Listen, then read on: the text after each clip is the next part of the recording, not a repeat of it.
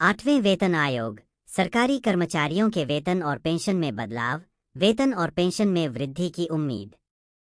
सरकारी कर्मचारियों के लिए नवंबर का महीना विशेष महत्व रखता है। इस महीने में केंद्र सरकार की ओर से 8वें वेतन आयोग के गठन की चर्चा होने की संभावना है, जो कि पिछले 10 वर्षों में पहली बार होगा। सरकारी कर्मचारियों और पेंशनधारियों के लिए यह एक महत्वपूर्ण अवसर है, क्योंकि इससे उनके वेतन और पेंशन में वृद्धि की उम्मीद है। पिछले 7वें वेतन आयोग के बाद, जो 2016 में लागू हुआ था, अब तक कोई नया वेतन आयोग नहीं बनाया गया है। इसलिए कर्मचारियों को इस बात का इंतजार है कि इस बार कितनी बड़ी वृद्धि हो सकती है। 8वें वेतन आयोग की सिफारिशों के अनुसार न्यूनतम वेतन लगभग 18,000 रुपये से बढ़कर 34,560 रुपये तक पहुंच सकता है। इसके अलावा पेंशन भी बढ़कर 17,280 रुपये तक पहुंचने की संभावना है। महंगाई और अन्य आर्थिक कारकों को ध्यान में रखते हुए यह वृद्धि महत्वपूर्ण होगी। इस लेख में हम 8वें वेतन आयोग के संभावित प्रभावों और सरकारी कर्मचारियों के लिए इस महीने की महत्वपूर्ण घटनाओं पर चर्चा करेंगे। सरकारी कर्मचारियों के लिए नवंबर 8वें वेतन आयोग का महत्व। सरकारी कर्मचारियों के लिए नवंबर का महीना विशेष रूप से महत्वपूर्ण है, क्योंकि इस दौरान कई महत्वपूर्ण निर्णय लिए जा सकते हैं। 8वें वेतन आयोग का गठन एक ऐसा मुद्दा है जो पिछले कुछ समय से चर्चा का विषय बना हुआ है। यह आयोग हर 10 वर्ष में गठित होता है और इसका उद्देश्य सरकारी कर्मचारियों के वेतन, भत्तों और अन्य सुविधाओं की समीक्षा करना होता है। 8वें वेतन आयोग का गठन। सरकार ने पिछले कुछ समय से 8वें वेतन आयोग के गठन पर विचार करने की बात कही है। जॉइंट कंसल्टेटिव मशीनरी की एक बैठक नवंबर में होने वाली है, जिसमें इस मुद्दे पर चर्चा की जाएगी। JCM एक ऐसा मंच है जहां सरकार और कर्मचारियों के प्रतिनिधि मिलकर सेवा शर्तों से संबंधित मुद्दों पर चर्चा करते हैं। यह बैठक महत्वपूर्ण होगी क्योंकि इसमें कर्मचारियों की मांगों को सरकार के समक्ष रखा जाएगा। संभावित वेतन वृद्धि। 8वें वेतन आयोग की सिफारिशों के अनुसार न्यूनतम वेतन में लगभग 92% की वृद्धि हो सकती है। वर्तमान में जो न्यूनतम वेतन 18,000 रुपये है, वह बढ़कर 34,560 रुपये तक पहुंच सकता है। इसके साथ ही पेंशन भी बढ़कर 17,280 रुपये तक पहुंचने की संभावना है। यह वृद्धि महंगाई दर को ध्यान में रखते हुए प्रस्तावित की जा रही है। हाल ही में सरकार ने महंगाई भत्ते को भी बढ़ाने का निर्णय लिया है। यह भत्ता सरकारी कर्मचारियों के मूल वेतन का एक महत्वपूर्ण हिस्सा होता है और इसे हर 6 महीने में संशोधित किया जाता है। वर्तमान में DA को 53% से बढ़ाकर 56% करने की योजना बनाई जा रही है। कर्मचारियों की मांगें। कर्मचारी संघों ने सरकार से कई बार मांग की है कि 8वें वेतन आयोग का गठन जल्द किया जाए ताकि कर्मचारियों को उचित लाभ मिल सके। इन संघों ने सरकार को 2 ज्ञापन भी सौंपे हैं, जिसमें उन्होंने जल्दी से जल्दी नए आयोग के गठन की मांग की है। नवंबर में होने वाली बैठक का महत्व। इस महीने होने वाली JCM बैठक सरकारी कर्मचारियों के लिए एक महत्वपूर्ण अवसर हो सकता है। इस बैठक में विभिन्न मुद्दों पर चर्चा होगी, जिसमें वेतन आयोग का गठन भी शामिल होगा। कर्मचारी संघों ने अपनी मांगों को सही तरीके से प्रस्तुत करने के लिए तैयारी कर ली है। बैठक के संभावित परिणाम। आयोग का गठन। अगर बैठक सफल रहती है तो संभवतः सरकार जल्द ही 8वें वेतन आयोग का गठन कर सकती है। वेतन वृद्धि। यदि आयोग की सिफारिशें सकारात्मक होती हैं तो कर्मचारियों को जल्द ही अपने वेतन में वृद्धि देखने को मिल सकती है। महंगाई भत्ता। महंगाई भत्ते में भी वृद्धि होने की संभावना जताई जा रही है। नवंबर का महीना सरकारी कर्मचारियों के लिए बहुत खास हो सकता है। 8वें वेतन आयोग का गठन और संभावित वेतन वृद्धि उन सभी कर्मचारियों के लिए राहत लेकर आ सकती है जो लंबे समय से अपने वेतन और पेंशन में सुधार की उम्मीद कर रहे हैं। हालांकि अभी कोई आधिकारिक घोषणा नहीं हुई है, लेकिन मौजूदा परिस्थितियां सकारात्मक संकेत दे रही हैं। साथ ही पुरानी पेंशन योजना की बहाली को लेकर कल का दिन है बेहद खास। NPS खत्म, OPS बहाल। केंद्र सरकार ने NPS में सुधार कर एक नई योजना यूनिफाइड पेंशन स्कीम UPES की घोषणा की है, जिसे अप्रैल 2025 से लागू करने का प्रस्ताव है। लेकिन इस योजना से सरकारी कर्मचारी संतुष्ट नहीं हैं। उनका कहना है कि यूपीज केवल एनपीएस का एक विस्तारित संस्करण है और इसमें सामाजिक सुरक्षा और गैरअंशदायी पेंशन के लाभ नहीं मिलते। पुरानी पेंशन योजना की बहाली। ओपीएस एक गैरअंशदायी पेंशन योजना थी जिसमें कर्मचारियों को सेवा समाप्ति के बाद उनकी अंतिम तनख्वाह का 50% पेंशन के रूप में मिलता था। वर्तमान में पेंशन पात्रता के लिए 25 वर्ष की सेवा अनिवार्य है। कर्मचारी इसे घटाकर 20 वर्ष करने की मांग कर रहे हैं। कर्मचारी चाहते हैं कि अंशदायी निधि को जीपीएफ की तरह मान्यता दी जाए और सेवानिवृत्ति पर ब्याज सहित राशि की वापसी सुनिश्चित की जाए। यूपीज एनपीएस में मिलने वाले लाभ पुरानी पेंशन योजना के बराबर नहीं हैं। कर्मचारी मांग कर रहे हैं कि वीआरएस, स्वैच्छिक सेवानिवृत्ति या अनिवार्य सेवानिवृत्ति के मामले में संपूर्ण राशि लौटाई जाए। इसमें सामाजिक सुरक्षा सुनिश्चित हो। पेंशन जयघोष महारैली का आयोजन 17 नवंबर 2024 को नई दिल्ली के जंतर मंतर पर all India NPS employees federation के बैनर तले महारैली आयोजित होगी। इस रैली में लाखों कर्मचारियों के शामिल होने की उम्मीद है। यह कर्मचारी देश भर से आएंगे, जिनमें दिल्ली, उत्तर प्रदेश, उत्तराखंड, पंजाब, हिमाचल प्रदेश, तमिलनाडु, महाराष्ट्र, चंडीगढ़ और असम जैसे राज्यों के कर्मचारी संगठन शामिल है। ओपीएस बहाली के लिए केंद्र सरकार पर दबाव बनाना। यूपीएस एनपीएस के खिलाफ कर्मचारियों की एकजुटता दिखाना। पेंशन आंदोलन के प्रमुख चेहरे। Manjeet Singh Patel, national mission for old pension scheme Bharat के अध्यक्ष। सी श्री कुमार, अखिल भारतीय रक्षा कर्मचारी महासंघ के महासचिव। यूपीएस में कर्मचारियों को 60 वर्ष की उम्र के बाद ही पेंशन मिलती है। यह योजना अंशदायी है, जिसमें कर्मचारी का योगदान शामिल है। संचित निधि की वापसी संभव नहीं है। एनपीएस को 2004 में लागू किया गया था। यह अंशदायी पेंशन योजना है जिसमें पेंशन फंड बाजार से जुड़ा होता है और रिटर्न की कोई गारंटी नहीं है। कर्मचारी यूपीएस और एनपीएस दोनों को खारिज करते हुए ओपीएस की बहाली की मांग कर रहे हैं। इसके लिए जिला मुख्यालयों पर विरोध प्रदर्शन करेंगे। केंद्र और राज्य सरकारों पर दबाव बनाने के लिए एकजुटता बनाएंगे। ट्रेड यूनियनों और कर्मचारी संगठनों का समर्थन ओपीएस बहाली के लिए सुनिश्चित करेंगे। ओपीएस में कर्मचारी को पेंशन की गारंटी थी, जो सामाजिक सुरक्षा का एक मजबूत आधार था। गैरअंशदायी पेंशन योजना होने के कारण कर्मचारियों को वित्तीय स्थिरता मिलती थी।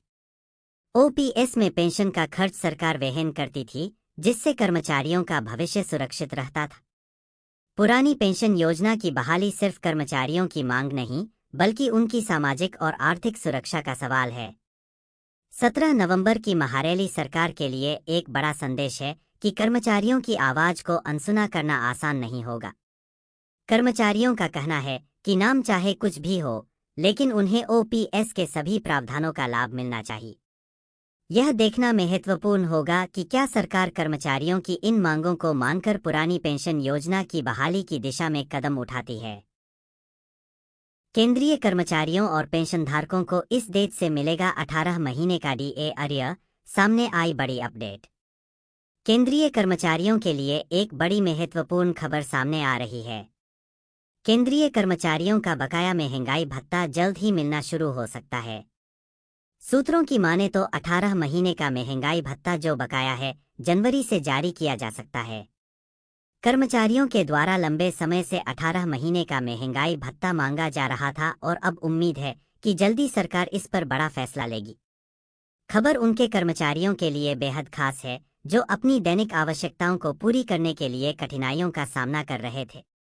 बकाया महंगाई भत्ता मिलने से उनके वित्तीय स्थिति में सुधार होगा, उनके साथ ही उनके मनोबल में भी वृद्धि होगा। महंगाई भत्ता एक प्रकार का भत्ता है जो सरकारी कर्मचारियों को महंगाई के प्रभाव से काम करने के लिए दिया जाता है। सरकार के द्वारा समय समय पर महंगाई भत्ता में बढ़ोतरी की जाती है।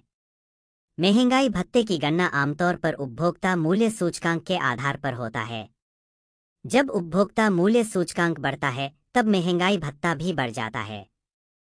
महंगाई भत्ता एक प्रकार का भत्ता है जो सरकारी कर्मचारियों को महंगाई के प्रभाव से काम करने के लिए दिया जाता है। सरकार के द्वारा समय समय पर महंगाई भत्ता में बढ़ोतरी की जाती है। महंगाई भत्ते की गणना आमतौर पर उपभोक्ता मूल्य सूचकांक के आधार पर होता है। जब उपभोक्ता मूल्य सूचकांक बढ़ता है, तब महंगाई भत्ता भी बढ़ जाता है। केंद्र सरकार ने घोषणा किया है कि 18 महीने का महंगाई भत्ता 25 नवंबर से शुरू होगा और 25 नवंबर को कर्मचारी अपना पहले महंगाई भत्ता जो बकाया है, उसे प्राप्त कर पाएंगे। साथ ही बढ़ जाएगी कर्मचारियों की सैलरी। 8वां पे कमीशन को लेकर मोदी सरकार ने बनाया नया प्लान। केंद्रीय कर्मचारियों के द्वारा लंबे समय से 8वें पे कमीशन को लेकर मांग की जा रही है। इसके लिए कर्मचारी संगठनों ने कई बार हड़ताल भी किया है और सरकार को भी कई बार चिट्ठी लिखा जा चुका है। लेकिन अब उम्मीद है कि अगले साल 8वां पे कमीशन लागू हो जाए। 8वां पे कमीशन लागू होने के बाद न्यूनतम बेसिक सैलरी में 18,000 से लेकर 34,000 तक की बढ़ोतरी देखने को मिलेगी। कर्मचारी ही नहीं बल्कि पेंशनर्स को भी काफी लाभ मिलेगा। पेंशनर्स के पेंशन में भी बढ़ोतरी हो जाएगी। एक और बड़ी खबर आ रही है कि जुलाई से दिसंबर के पीरियड के लिए महंगाई भत्ता में 3% की बढ़ोतरी दी गई है। इसके बाद डीए बढ़कर 53% हो गया है। यह 1 जुलाई 2024 से लागू होगा। इसका साफ मतलब है कि अक्टूबर की सैलरी के साथ कर्मचारियों को 3 महीने का एरियर भी मिलेगा। दिवाली से पहले सरकारी कर्मचारियों के लिए यह बड़ी खुशखबरी सामने आ रही है। सूत्रों की माने तो 2025 के बजट में 8वीं पे कमीशन की घोषणा हो सकती है। सरकार के द्वारा हर 10 साल में पे कमीशन लागू किया जाता है, इसलिए 2025 के बजट को लेकर कर्मचारियों को काफी ज्यादा उम्मीद है। एक यूनियन नेता ने कहा कि अगर सरकार बजट के दौरान यह ऐलान करती है, तो इसे लागू करने में कुछ समय लग सकता है। पिछली बार 7वें वेतन आयोग को रिपोर्ट तैयार करने में 18 महीने से अधिक का समय लगा था और इसे जनवरी 2016 से लागू किया गया था। 8वें पे कमीशन लागू होने के बाद कितनी बढ़ जाएगी सैलरी? मीडिया रिपोर्ट्स के माने तो 8वां पे कमीशन लागू होने के बाद सैलरी में काफी ज्यादा बढ़ोतरी देखने को मिल सकती है। पिछली बार 3.68 के फैक्टर की मांग की गई थी, लेकिन सरकार ने इसे 2.57 पर लागू किया। अब उम्मीद है कि 8वें वेतन आयोग में फिटमेंट फैक्टर 1.92 हो सकता है। अगर 1.92 का फैक्टर तय होता है, तो मौजूदा न्यूनतम वेतन 18,000 रुपये से बढ़कर लगभग 34,560 रुपये हो सकता है। साथ ही केंद्र सरकार के कर्मचारियों के लिए एक बड़ी खबर सामने आ रही है। 8th पे कमीशन में फिटमेंट फैक्टर को 2.57 से बढ़ाकर 2.86 गुना किया जा सकता है। यह बदलाव सैलरी और पेंशन दोनों में बड़ा इजाफा ला सकता है। इस सुझाव को national council of joint consultative machinery (JCM) के सचिव कर्मचारी पक्ष शिव गोपाल मिश्रा ने हाल ही में एक बयान में साझा किया है। फिटमेंट फैक्टर का उपयोग केंद्रीय कर्मचारियों की नई बेसिक तय करने के लिए किया जाता है। वर्तमान की बेसिक को फिटमेंट फैक्टर से गुणा करने पर कर्मचारी को नई बेसिक मिलती है। उदाहरण: यदि किसी कर्मचारी की वर्तमान बेसिक 20,000 रुपये है और फिटमेंट फैक्टर 2.87 है, तो नई बेसिक होगी 20,000 रुपये 2.86 57,200 रुपये। फिटमेंट फैक्टर बढ़ने से कर्मचारी की कुल सैलरी में बड़ा बदलाव होगा। वर्तमान फिटमेंट फैक्टर 2.57, इसे 2016 में लागू किया गया था। कर्मचारियों की सैलरी और पेंशन में बड़ा सुधार हुआ। प्रस्तावित फिटमेंट फैक्टर 2.86। यह बदलाव सैलरी में औसतन 11% से 15% की वृद्धि करेगा। कर्मचारियों की मांग है कि इसे जल्द से जल्द लागू किया जाए। JCM सचिव शिव गोपाल मिश्रा ने कहा है कि वे 8वें वेतन आयोग में फिटमेंट फैक्टर बढ़ाने के लिए सरकार से अनुरोध करेंगे। वेतन संशोधन हर 10 साल में होता है। यह कर्मचारियों के जीवन स्तर को बेहतर बनाने और महंगाई के प्रभाव को कम करने के लिए जरूरी है। सैलरी में इजाफा: कर्मचारियों की कुल सैलरी में 10% से 15% तक की वृद्धि होगी। पेंशन में सुधार: पेंशनभोगियों को भी इसका सीधा लाभ मिलेगा। जीवन स्तर में सुधार: महंगाई के बढ़ते दबाव को कम करने में मदद मिलेगी। मनोबल में वृद्धि: कर्मचारी खुद को आर्थिक रूप से अधिक सुरक्षित महसूस करेंगे। इसे 2.57 से बढ़ाकर 2.86 किया जाए। भत्तों में संशोधन। डीए, एचआरए, यात्रा भत्ता आदि को महंगाई के अनुसार पुनः निर्धारित किया जाए। 8वें वेतन आयोग में फिटमेंट फैक्टर बढ़ाने का प्रस्ताव केंद्रीय कर्मचारियों के लिए आर्थिक रूप से फायदेमंद साबित हो सकता है। यह न केवल उनकी सैलरी और पेंशन को बढ़ाएगा, बल्कि उन्हें बढ़ती महंगाई से निपटने में भी मदद करेगा।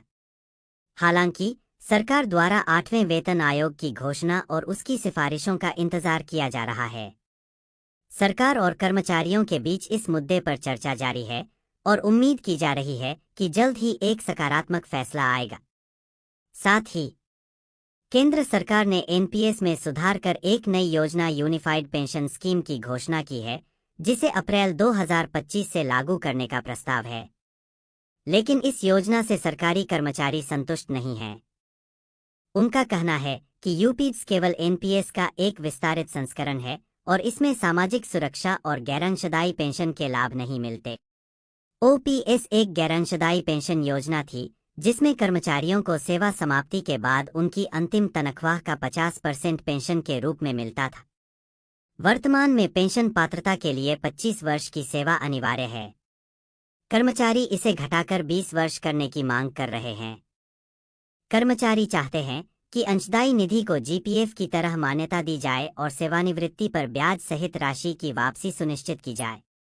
यूपीएस एनपीएस में मिलने वाले लाभ पुरानी पेंशन योजना के बराबर नहीं हैं। कर्मचारी मांग कर रहे हैं कि वीआरएस, स्वैच्छिक सेवानिवृत्ति या अनिवार्य सेवानिवृत्ति के मामले में संपूर्ण राशि लौटाई जाए। इसमें सामाजिक सुरक्षा सुनिश्चित हो। 17 नवंबर 2024 को नई दिल्ली के जंतर मंतर पर all India NPS employees federation के बैनर तले महारैली आयोजित होगी। इस रैली में लाखों कर्मचारियों के शामिल होने की उम्मीद है। यह कर्मचारी देश भर से आएंगे, जिनमें दिल्ली, उत्तर प्रदेश, उत्तराखंड, पंजाब, हिमाचल प्रदेश, तमिलनाडु, महाराष्ट्र, चंडीगढ़ और असम जैसे राज्यों के कर्मचारी संगठन शामिल हैं।